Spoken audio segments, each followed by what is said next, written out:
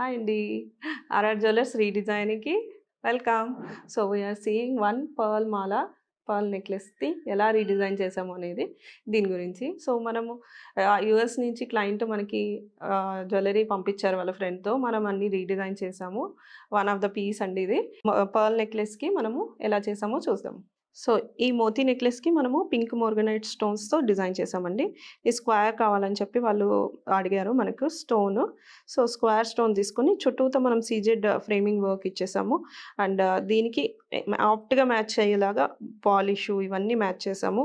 And pink ముత్యము చాలా క్లాసీగా ఉంది.